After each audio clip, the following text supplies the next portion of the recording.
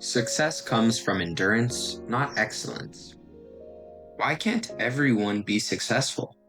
This is a very loaded question, and I'd be lying if I said I had an exact answer for you, but in going about trying to find one, I think we can point to some traits that seem to exist in successful people that might not be so easy to replicate.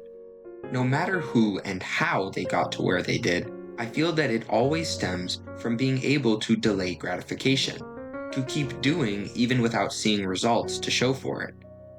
James Clear refers to this concept in his foundational book Atomic Habits as the plateau of latent potential, which at its core serves to provide a more realistic understanding on the concept of hours in versus hours out.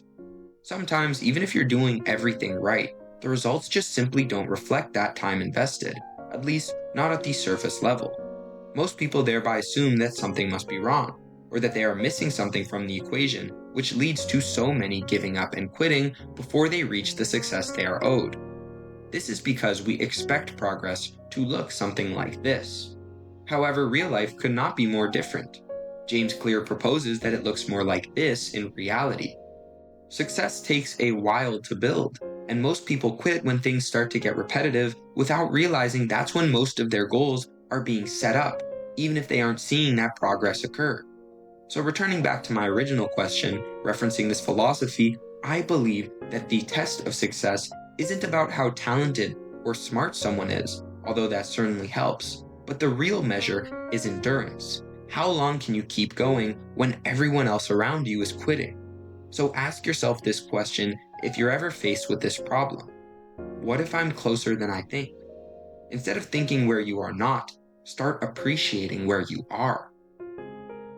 How many podcasts quit before episode 2? How many YouTube channels make one video and never post again?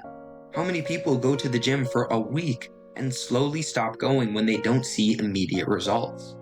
If that sounds like you, that's okay. That's why we are here. But you must understand that the successful podcasts are the ones that keep posting. The best YouTube channels that you think of, with hundreds of thousands of subscribers, didn't quit when their views started to plateau. If you want something bad enough, refuse to be the person who quits. There is no failure if you don't stop trying. The game ends on your terms. Imagine a spinner with 100 or maybe even 1,000 numbers it could land on. Some genie tells you if you get a specific number, he will reward you with your dream life. Would you stop spinning it because you didn't win after your second try, or would you not keep going until you eventually get it? Remind yourself to focus on what you can control, to be process-driven rather than outcome-centric. If you put in the time, you will see results. And if you haven't, that means it just requires more hours. Failure is only when you quit. Success is not trying to measure how good you are at something. It is trying to measure how long you can do it without giving up. So I leave this in the well for you all. Success comes from endurance, not excellence.